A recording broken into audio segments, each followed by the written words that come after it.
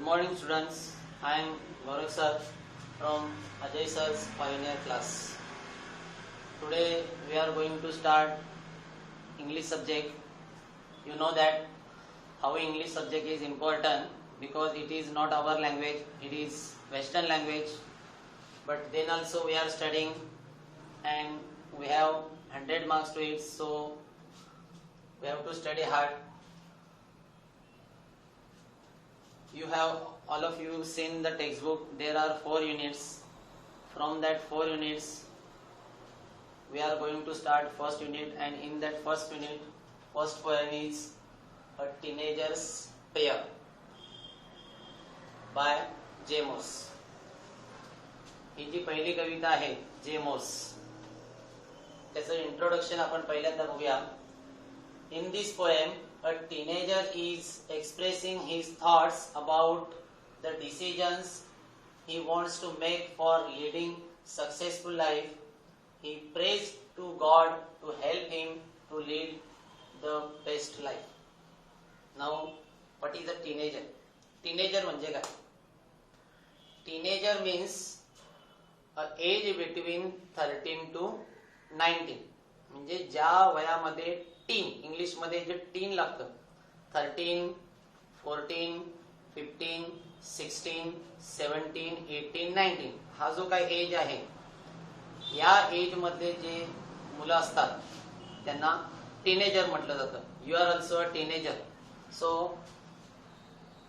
As a teenager, what are his thoughts about the decision he wants to make for leading successful life. त्याला successful life साठी decision घेताना त्याच्या मनामधले कुठले विचार आहेत ते या कवितेमध्ये कवीने व्यक्त केलेले आहेत. He praise to God to help him to lead the best life. आणि या कवितेमध्ये जो टीनेजर आहे तो परमेश्वराला प्रार्थना करतोय की मला चांगलं जीवन जगण्यासाठी परमेश्वराला सांगत आहे की मला मदत कर, हेल्प मी. तर अशा प्रकारची या कवितेची प्रस्तावना आहे. तर आज आपण ही कविता शिकणार आहोत. The teenagers prayer. Teenage year हे क्रिटिकल पिरियड असतं की त्या पिरियडमध्ये आपल्या समोर अनेक प्रकारचे आव्हानं असतात आणि त्या आव्हानांना आपल्याला सामोरं जायचं असतं. आणि ते सामोरं जात असताना आपल्याला त्या अडचणी किंवा ज्या समस्या ज्या आहेत त्या सोडून आपल्याला पुढे जायचं असतं. तर अशा वेळेस आपल्या समोर अनेक ऑप्शन्स असतात आणि त्या ऑप्शन मधनं आपल्याला योग्य ऑप्शन निवडून आपल्याला आपल्या पुढे मार्गामध्ये पुढे जायचं असतं. तर अशा प्रकारच्या आशयाची ही कविता आहे.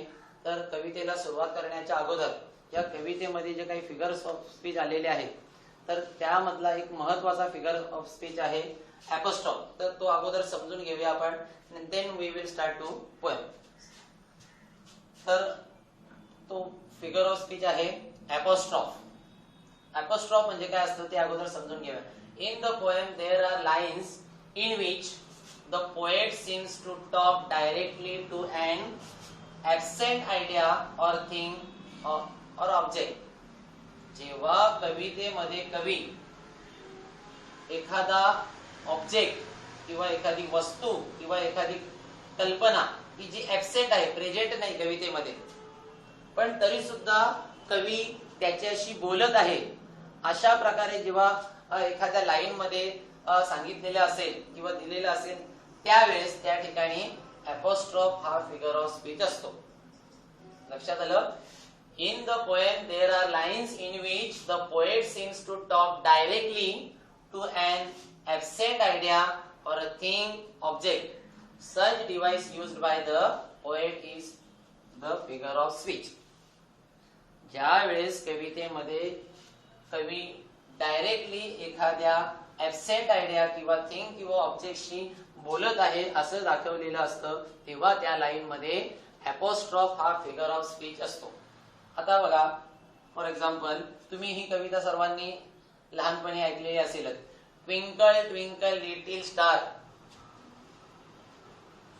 ही कविता तुम्ही सर्वांनी ऐकलेली असेल. तर त्या कवितेमध्ये कवी ट्विंकल ट्विंकल लिटिल स्टार अशा प्रकारे बोलत आहे. तर ऍक्च्युली त्या कवितेमध्ये लिटिल स्टार किंवा जो स्टार आहे तो त्या कवितेमध्ये प्रेझेंट आहे का? नाही. परंतु तरी सुद्धा कवी त्या ठिकाणी त्याच्याशी डायरेक्टली बोलत आहे असं त्या ठिकाणी दाखवलेलं आहे. मग अशा प्रकारे जेव्हा एखादा ऑब्जेक्ट किंवा एखादी थिंग किंवा एखादी ऍबसेंट आयडिया ज्या वेळेस कवितेमध्ये दिलेली असते त्यावेळेस त्या ठिकाणी अपोस्ट्रॉफ हा फिगर ऑफ स्पीच असतो. जसं ट्विंकल ट्विंकल लिटिल स्टार किंवा सेकंड एक्झाम्पल बघा, death where is the sting किंवा O caveman I wish I could live with you. आता हे जे काही 3 एक्झाम्पल लिहिलेले आहेत, in this 3 example the thing or the idea or the object which are not present but then also the poet is talking with them. तरी सुद्धा कवी त्या ठिकाणी त्यांच्याशी बोलत आहे असं त्या ठिकाणी दाखवलेलं आहे. मग ते केवमॅन असो किंवा इथे डेथ असो किंवा इथे लिटिल स्टार असो, की ते त्या ठिकाणी प्रत्यक्षामध्ये डायरेक्ट प्रेझेंट नाही पण तरी सुद्धा त्या ठिकाणी कवी त्यांच्याशी डायरेक्टली बोलत आहे असं दाखवलेलं आहे. तर अशा प्रकारे जेव्हा कवितेमध्ये दाखवलेलं असतं त्यावेळेस त्या लाईन मध्ये अपोस्ट्रॉफ हा फिगर ऑफ स्पीच असतो, हा अलंकार असतो. तर तुमच्या आता हा लक्षात आलेला असेल what is a figure of speech, apostrophe, the definition and examples are given here. या बद्दलची जी काही ऍक्टिव्हिटी आहे तुम्हाला सोडवण्यासाठी, तर ती तुम्हाला आपण सोडवण्यासाठी सुद्धा देणार आहोत.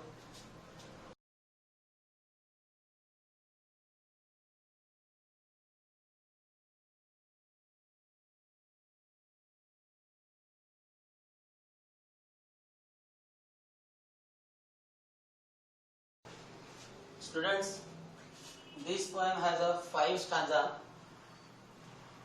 From that, see stanza number 1. Each day brings new beginnings, decision I must make. I am the only one to choose the road that I will take. This poem is addressed to teenager. What is teenager? We have already learned. Now see, each day brings new beginnings for the teenager. Teenager किशोरावस्थेतल्या मुलांसाठी each day प्रत्येक दिवस हा काय घेऊन येत असतो? New beginnings घेऊन येत असतो, एक नवीन सुरुवात घेऊन येत असतो. प्रत्येक दिवस हा आपल्यासाठी एक नवीन सुरुवात घेऊन येत असतो. डिसिजन्स आय मस्ट मेक, मात्र डिसिजन जे आहेत, निर्णय जे आहेत ते आपल्यालाच घ्यायचे. Teenager, as a teenager you have to take your own decision. तुमच्यासाठी प्रत्येक दिवसाची नवीन सुरुवात असणार आहे, मात्र त्या दिवसामध्ये तुम्हाला स्वतःचे निर्णय जे आहेत ते तुम्हाला स्वतःलाच घ्यायचे. You have to take your own decision. I am the only one to choose the road that I will take. आपल्या समोर अनेक पर्याय असतील, आपल्या समोर अनेक मार्ग असतील, परंतु त्या अनेक मार्गांमधनं योग्य मार्ग कुठला निवडायचा तो ठरवण्याची जबाबदारी जी आहे ती आपली स्वतःची असणार आहे. As a teenager it is your responsibility. आणि जो कुठला तुम्ही मार्ग स्वीकारणार आहात त्याला तुम्ही पूर्णपणे जबाबदार असणार आहे. The road that I will take, I am the only one to choose. म्हणजे तुम्हाला तुमचं पूर्ण स्वातंत्र्य असणार आहे, तुम्हाला गायडन्स करणारे भरपूर असणार आहेत. म्हणजे तुमचे टीचर्स असतील, तुमचे पॅरेंट्स असतील, तुमचे फ्रेंड्स असतील, तुम्हाला गायडन्स करतील. मात्र तुमच्या समोर असलेले जे मार्ग आहेत त्या मार्गांमधनं कुठला मार्ग निवडायचा ते तुम्हाला ठरवायचं आहे. आणि तुम्ही जो मार्ग निवडलेला आहे त्याला तुम्ही पूर्णपणे जबाबदार असणार आहे. म्हणजे आपल्यासाठी प्रत्येक दिवस एक नवीन सुरुवात घेऊन येणार आहेत, मात्र त्या प्रत्येक दिवशी आपल्याला नवीन निर्णय घ्यायचे आहेत आणि ते निर्णय घेताना मात्र आपली पूर्ण जबाबदारी असणार आहे. Second stanza. I can choose to take the road of life that leads to great success, or travel down the darkened road that leads to great distress. Now see, आपल्या समोर जे मार्ग असणार आहेत, अनेक मार्ग असतात. जसं आपण रस्त्यातनं जात असताना आपल्याला अनेक वळणं आपल्या समोर दिसत असतात आणि त्याच्यातनं कुठल्या मार्गाला जायचं आपल्याला ते ठरवावं लागतं. तसंच जीवनामध्ये सुद्धा आपण जेव्हा प्रवास करत असणार आहोत त्यावेळेस आपल्या समोर सुद्धा असे अनेक मार्ग असणार आहेत या जीवन प्रवासामध्ये. I can choose to take the road of life that leads to great success. आणि त्याच्यातला एखादा मार्ग असा असेल की तो मार्ग जर तुम्ही निवडला तर तो तुम्हाला ग्रेट सक्सेस कडे घेऊन जाईल. पण तो मार्ग निवडण्याची पण जबाबदारी तुमचीच असणार आहे. और किंवा to travel down the darken road that leads to great distress. एखादा मार्ग असा पण असणार आहे की जो डार्कन रोड असणार आहे. डार्कन म्हणजे काय? दुःखाकडे नेणारा. डिस्ट्रेस अँड वरी, दुःखाकडे घेऊन जाणारा पण असा मार्ग असणार आहे. That leads to great distress, की त्या मार्गावर जर तुम्ही गेलात, इव्हिल पाथ, त्या इव्हिल पाथवर जर तुम्ही गेलात तर तो मार्ग तुम्हाला डिस्ट्रेस, ग्रेट वरी अँड दुःखाकडे घेऊन जाईल.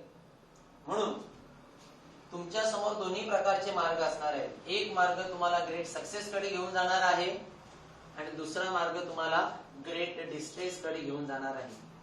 तर त्यामुळे दोन्हीकडे जाणारे मार्ग तुमच्या समोर उपलब्ध असणार आहेत.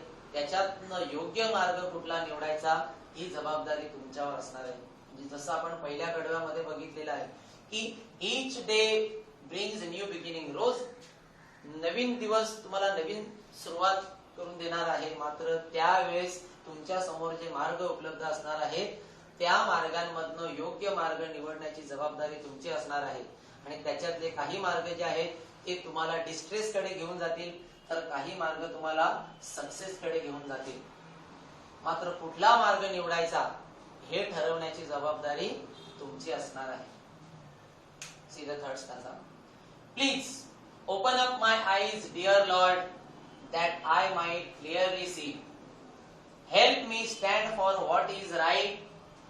Bring out the best in me. Now in this third stanza, the poet is directly talking with Lord. कवी या ठिकाणी डायरेक्टली काय करत आहे? परमेश्वराशी बोलत आहे. आपण कवितेला सुरुवात करण्याच्या अगोदर एक फिगर ऑफ स्पीच पहिला होता, तुम्हाला आठवत असेल. त्याचे डेफिनेशन आपण बघितले, एक्झाम्पल बघितलेले आहेत. तर ही जी लाईन आहे, please open up my eyes dear lord, या ठिकाणी या कवितेतल्या ओळीमध्ये सुद्धा कवी परमेश्वराशी डायरेक्टली बोलत आहे. परमेश्वर आता या कवितेमध्ये प्रेझेंट नाही, परमेश्वर बोलत नाही. मात्र तरी सुद्धा कवी मात्र परमेश्वराशी डायरेक्टली बोलताना दाखवलेला आहे. म्हणजे या ठिकाणी कुठला अलंकार आलेला आहे? अपोस्ट्रॉफ हा अलंकार आलेला आहे. Means here poet is directly addressing to lord. कवी परमेश्वराशी डायरेक्टली बोलत आहे आणि कवी परमेश्वराला विनंती करत आहे की please open up my eyes. कवी परमेश्वराला विनंती करत आहे की परमेश्वरा माझे डोळे उघड, that I might clearly C. कशासाठी कवी परमेश्वराला अशी विनंती करत आहे की आय माइट क्लिअरली सी, की माझ्या समोर ज्या गोष्टी आहेत त्या मला स्पष्ट दिसू दे. आपण जसं दुसऱ्या स्टांजामध्ये बघितलं की there are two path, one path goes to great success and one path goes to great distress. And from that both path you have to select one path. त्याच्यातनं एकच मार्ग निवडायचा आहे. जर आपण चुकीचा मार्ग निवडला तर तो मार्ग आपल्याला कुठे घेऊन जाणार आहे? ग्रेट डिस्ट्रेस कडे घेऊन जाणार आहे. आणि जर तुम्ही योग्य मार्ग निवडला तर तुम्हाला तो ग्रेट सक्सेस कडे घेऊन जाणार आहे. म्हणून या ठिकाणी कवी परमेश्वराला विनंती करत आहे, किंवा या कवितेतला जो नरेटर आहे तो नरेटर म्हणजे कोण आहे? टीनेजर. तो टीनेजर या ठिकाणी परमेश्वराला रिक्वेस्ट करत आहे की माझे डोळे उघड, की मला योग्य मार्ग स्पष्ट दिसू दे. Help me stand for what is right, bring out the best in me. आणि आणखी कवी पुढे काय रिक्वेस्ट करत आहे परमेश्वराला की help me stand for what is right. काय राईट आहे आणि काय रॉंग आहे हे समजण्यासाठी मला हेल्प कर परमेश्वरा. Bring out the best in me. आणि माझ्यामध्ये जे बेस्ट आहे, माझ्यामध्ये जे चांगलं आहे ते बाहेर येऊ दे आणि मला योग्य मार्ग सापडू दे. अशा प्रकारे या थर्ड स्टांजामध्ये जो टीनेजर आहे तो या ठिकाणी लॉर्ड म्हणजे काय, परमेश्वराला डायरेक्टली विनंती करत आहे की मला क्लिअरली दिसू दे, जे काही मार्ग किंवा जे मार्ग आपल्या समोर आहेत त्या मार्गांमधनं योग्य मार्ग कुठला निवडावा आणि त्या योग्य मार्गाने सक्सेस कडे कसं जावं हे मला स्पष्टपणे दिसू दे, की जेणेकरून मला योग्य मार्ग निवडता यावा. आणि दुसरी गोष्ट म्हणजे बघा, प्रत्येकामध्ये काहीतरी बेस्ट असतं, पण जोपर्यंत ते बाहेर येत नाही तोपर्यंत आपण सक्सेस मिळू शकत नाही. त्यामुळे माझ्यामध्ये जे बेस्ट आहे ते बाहेर येऊ दे, अशा प्रकारे आणखी कवी परमेश्वराला रिक्वेस्ट करत आहे आणि राईट पाथ कडे जाण्यासाठी कवी परमेश्वराला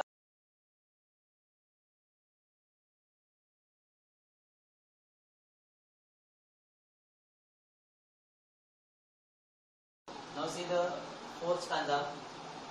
Help Lord to just say no when temptation comes my way, that I might keep my body clean and fit for life each day. Now in this fourth stanza, in first line, this word no is given in double apostrophe. That means the poet is giving stress on that. Why? Because temptation, what is meant by temptation? To do something bad or good. एखाद्या वाईट गोष्टीचा मोह, एखादी वाईट गोष्ट करण्याचा मोह, त्याला आपण म्हणतो टेम्पटेशन. Comes my way. आपल्या जीवनामध्ये ऍज अ टीनेजर, बघा, ऍज अ टीनेजर तुमच्या जीवनामध्ये अशा प्रकारचे अनेक मोह येत असतात की त्या गोष्टी वाईट आहेत असं माहीत असून सुद्धा ती करण्याची इच्छा होते. तर त्याला काय म्हटलं जातं, टेम्पटेशन. तर अशा टेम्पटेशनला नो, नाही म्हणण्याची मला शक्ती दे, अशा प्रकारे या ठिकाणी कवी काय करत आहे, परमेश्वराकडनं हेल्प मागत आहे. की ज्या वेळेस अशा प्रकारचे मोह माझ्या समोर येतील की जे मला माहित आहे की ते मला वाईट गोष्टीकडे, वाईट मार्गाकडे घेऊन जातील, तर अशा गोष्टींना मी बळी पडू नये, अशा मोहांना मी बळी पडू नये, त्यामुळे किंवा त्यासाठी मला शक्ती दे, अशा प्रकारे या ठिकाणी हा टीनेजर जो आहे तो परमेश्वराला विनंती करत आहे. That I might keep my body clean and fit for life each day. आणि माझी जी बॉडी आहे ती मी फिट ठेवण्यासाठी, कीप बॉडी क्लीन, स्वच्छ ठेवण्यासाठी, फिट ठेवण्यासाठी मला मदत कर. कारण बघा, ज्याची बॉडी फिट असणार आहे, जो शारीरिक दृष्ट्या कसा असणार आहे, सुदृढ असणार आहे, तर तोच आजारांना बळी पडत नाही. आपण मागील 2 महिन्यांमध्ये हा अनुभव ऑलरेडी घेतच आहोत की ज्या व्यक्तीची सुदृढता नसेल किंवा जो शारीरिक दृष्ट्या अशा प्रकारे वीक असेल तर तोच पहिल्यांदा काय होतो, कोरोनाला बळी पडतो. बरोबर. तसंच या ठिकाणी आपल्याला बघतोय की आपण या ठिकाणी तिसऱ्या लाईन मध्ये जो टीनेजर आहे तो परमेश्वराकडनं काय मागत आहे की माझं बॉडी जे आहे ते क्लीन ठेवण्यासाठी मला अशा प्रकारे support, mind and fit for life is day, आणि पूर्ण आयुष्यभर अशा प्रकारे मी फिट राहावं, मी सुदृढ राहावं, म्हणून अशा प्रकारे कवी हा परमेश्वराला विनंती करत आहे. आणि ज्या काही टेम्पटेशन येणार आहेत त्या टेम्पटेशन पासून मी दूर राहावं, अशा प्रकारे कवी या ठिकाणी परमेश्वराला रिक्वेस्ट करत आहे. बघा, आता तुम्ही टीनेजर आहात, ऍज अ टीनेजर आपण बघतो आपल्या आजूबाजूला अनेक अशा प्रकारचे टीनेजर आपल्याला बघायला मिळतात की जे या टीनेज इयर मध्ये काय होतात की अशा टेम्पटेशनला बळी पडतात, बऱ्याच वाईट सवयींना ते बळी पडतात. कारण त्यांना तो जो मोह आहे तो मोह त्यांना आवडत नाही आणि त्यामुळे ते अशा प्रकारे वाईट सवयींना बळी पडतात. तर ऍज अ टीनेजर तुम्ही मात्र काय करायचं आहे, या टेम्पटेशनला बळी पडायचं. Last number, when my teenage years are over, I know that I will see that life is lived its very best with you walking next to me. In last stanza, how poet is concluding की when my teenage years are over, ज्या वेळेस माझे हे teenage year पूर्ण होतील, I know that I will see, किंवा मला खात्री आहे की माझ्या लक्षात येईल that life is lived its very best, की हे जे काही टीनेज इयर आहेत ते मी खूप चांगल्या प्रकारे जगू शकलो with you walking next to me. म्हणजे परमेश्वराच्या गायडन्समुळे, परमेश्वराच्या मार्गदर्शनामुळे हे जे काही टीनेज इयर आहेत ते मी चांगल्या प्रकारे जगू शकलो. अशा प्रकारची मला खात्री जेव्हा हे पूर्ण होतील, टीनेज इयर पूर्ण होतील, ज्यावेळेस म्हणजे अशा प्रकारे 13 to 19 हे जे काही वर्ष आहेत हे जेव्हा पूर्ण होतील त्यावेळेस मला पूर्णपणे खात्री आहे की परमेश्वराच्या मार्गदर्शनामुळे, because of the guidance of Lord, life is lived its very best. मी माझं हे जे जीवन आहे किंवा हे जे टीनेज इयर आहे हे मी चांगल्या प्रकारे जगलेलो असेल अशी मला.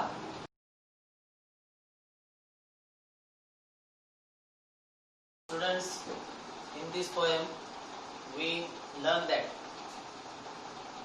as a teenager you will have many options or many paths in your way, and from that options you have to choose the correct one, and for that you are the only responsible. तुम्ही स्वतःच त्याला जबाबदार असणार आहात आणि तुम्हाला स्वतःलाच ते काय करायचं आहे, निवडायचं आहे. and there are many ways, त्याच्यातले काही मार्ग जे आहेत ते तुम्हाला ग्रेट सक्सेस कडे घेऊन जाणारे आहेत.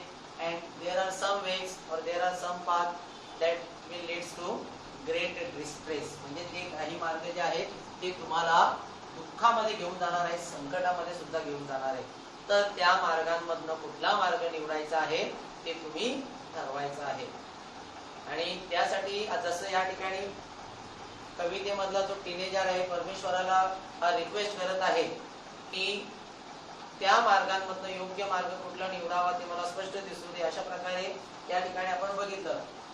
आणि मग आणखी कवी काय सांगत आहे की माझ्यामधलं जे बेस्ट आहे ते बाहेर येऊ दे आणि मला योग्य मार्ग कुठला निवडावा ते मला समजू दे. तसंच आपल्याला सुद्धा आपल्यामध्ये बेस्ट काय आहे ते जाणून घ्यायचं आहे.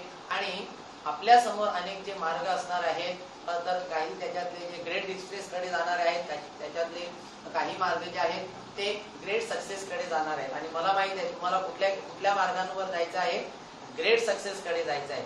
तर त्यामुळे आपल्यामध्ये जे काही योग्यता आहे, आपल्यामध्ये जे काही बेस्ट आहे ते आपल्याला बाहेर काढायचं आहे. आणि जे आपल्या समोर असलेले अनेक मार्ग आहेत त्याच्यातनं आपल्याला योग्य मार्ग निवडायचा आहे जो सक्सेस कडे घेऊन जाईल. आणि त्याच वेळेस आपल्याला परमेश्वराची साथ सुद्धा घ्यायची आहे, परमेश्वराला आपल्याला रिक्वेस्ट करायची आहे. कारण जर परमेश्वराच्या मार्गदर्शनाने आपण जर मार्ग निवडले तर नक्कीच आपण जो निवडलेला मार्ग असणार आहे तो आपल्याला सक्सेस कडे घेऊन जाणार आहे. आणि ज्या वेळेस अशा प्रकारे मग आपले हे टीनेज इयर कंप्लीट होणार आहे आफ्टर 19, वेन 13 to 19 हे जे काही पिरियड आपला जेव्हा किशोरावस्थेचा पूर्ण झालेला असेल तेव्हा जसं त्या कवितेतला जो टीनेजर आहे त्याने जशी खात्री दिलेली आहे की ते पूर्ण झाल्यानंतर तो खात्रीने सांगू शकतो की त्याचं जगलेले जे आयुष्य आहे ते बेस्ट होतं, तसं आपण सुद्धा खात्री देऊ शकतो की जर अशा पद्धतीने आपण सुद्धा जर जीवन जगलो तर फक्त टीनेज इयरच नाही तर आपलं पूर्ण आयुष्य जे आहे ते सक्सेसफुल झाल्याशिवाय राहणार नाही. तर अशा प्रकारे या कवितेतून आपल्याला हाच मेसेज मिळालेला आहे की we have to choose the best, we have to choose the right thing in our life. आणि ते जर आपण निवडलं तर नक्कीच आपण आपल्या यशाच्या मार्गामध्ये सतत राहणार आणि आपल्याला